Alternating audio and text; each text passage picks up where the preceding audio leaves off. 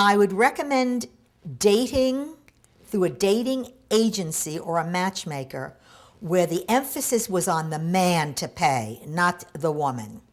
That bothered me, and it still bothers me. One guy was very unhappy because I was too short for him. And by the way, this guy belongs to my gym, and I see him all the time. He's just an asshole.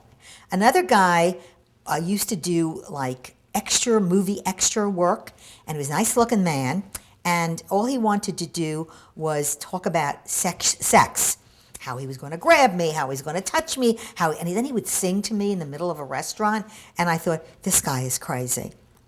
But he was nice looking, had no money. He told me they would fix him up with disabled women and give him money to take them out. They would give him money. Fine. They didn't have to pay for me because I was okay. But I realized this was all a fraud. It was a sham. They weren't going to get you anybody wonderful. They weren't looking for younger women. They were looking for women with money. But they were not dangerous, bad guys. They were just schlemiels, schnooks, old geezers with very little to offer. What am I going to do with him when he gets old and sick and I become a nurse or a purse or both? And some of these guys couldn't get it up with a derrick.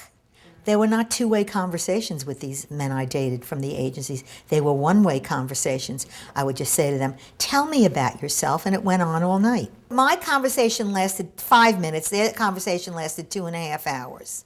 You have to be careful not to sound like a bimbo or an old douchey kind of yenta.